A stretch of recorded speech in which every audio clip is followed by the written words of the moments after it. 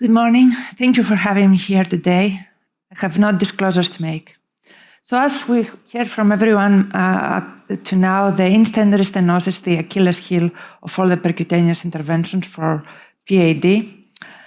Risk factors that might accelerate the process, it's the lesion characteristics. We discuss about that, about calcification and ulceration and etc.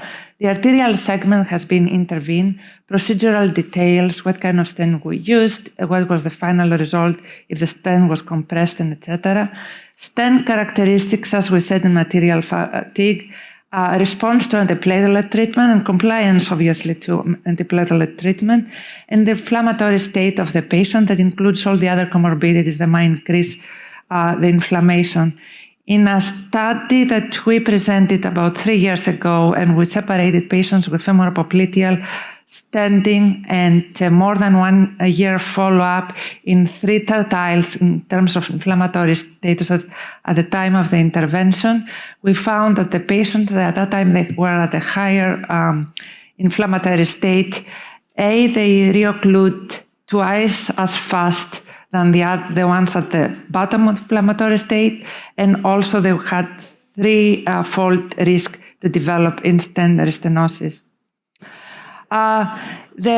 We all agree that the intervention for ISR is usually endovascular again, and that has been supported by multiple societies and the Society of Vascular Surgery.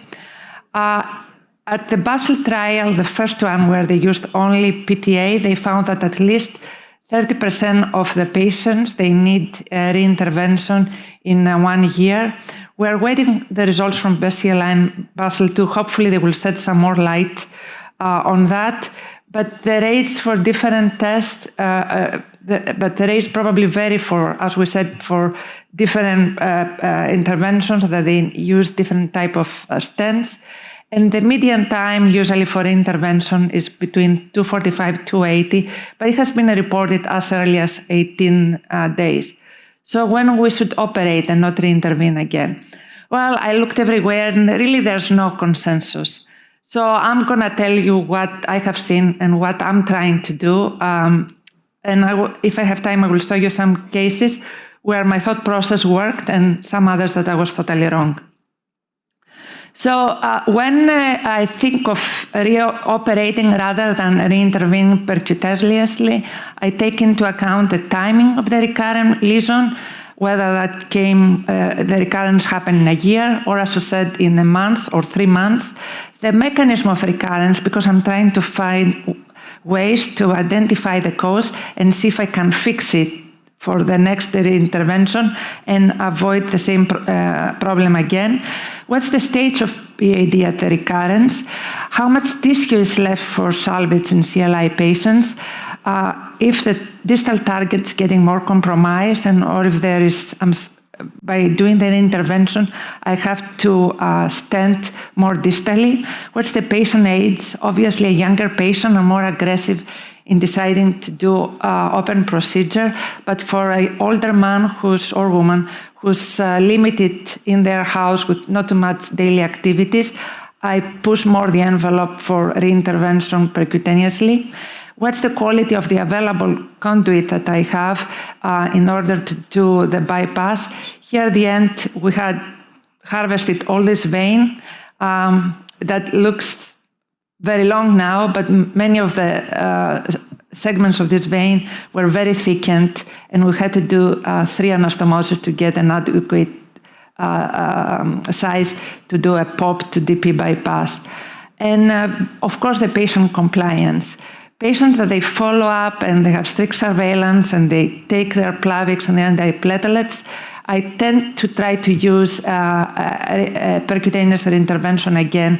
The other ones that I don't see them, they don't like the Plavix because they make them dizzy, they have headache or whatever, I'm more quick to go for a bypass.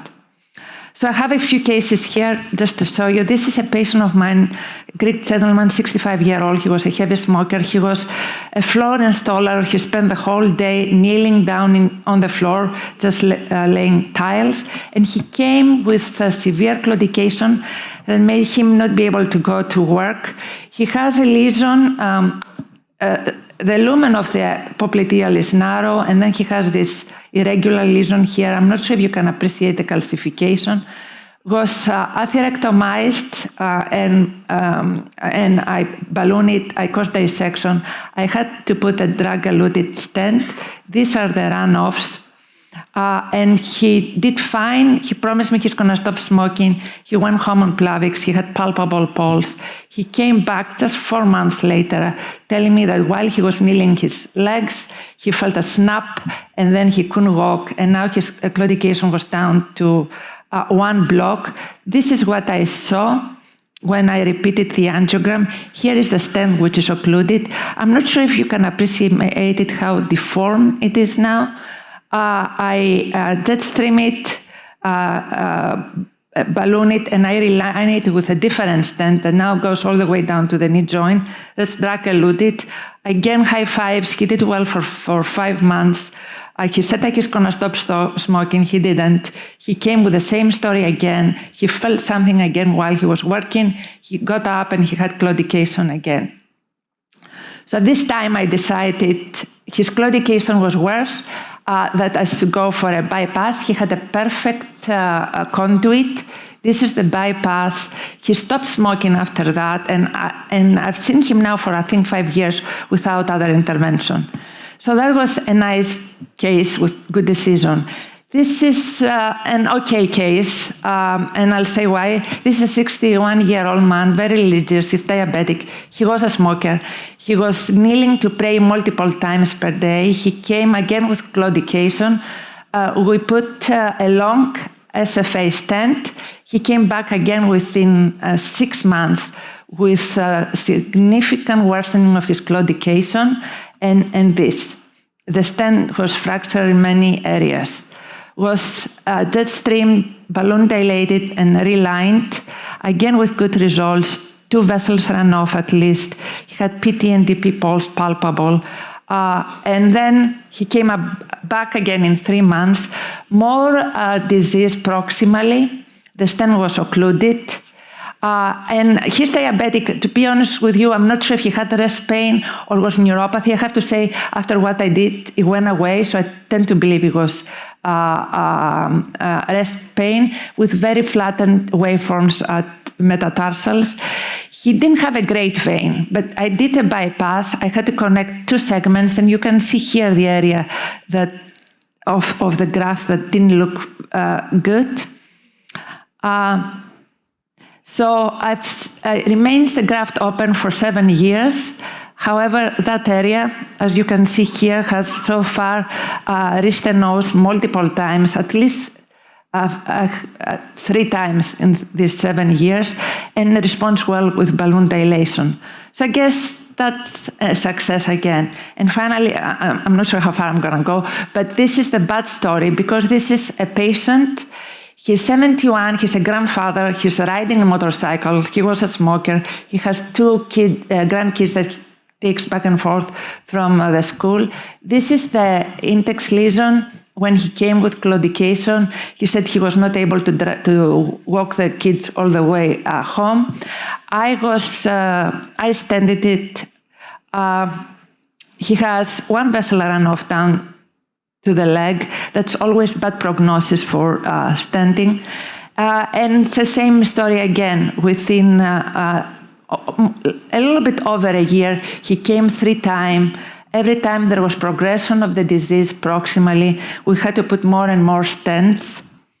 And I decided at some point I should do a bypass. At the point that he is a little bit over-traumatizing, because every time that he has an occlusion, he cannot stand, he has severe pain. I have to say his waveforms, they get very flattened. It's the last time that I decided to do the bypass, I wasn't sure if he had rest pain. He had no veins. So I used a PTFE. He doesn't have the perfect runoffs.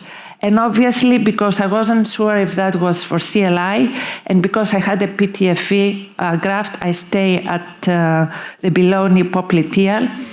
And he stopped smoking. He did well for more than a year, and when we were all starting high-fiving each other, thinking that we did the right thing, he came about a month ago with now occluded bypass.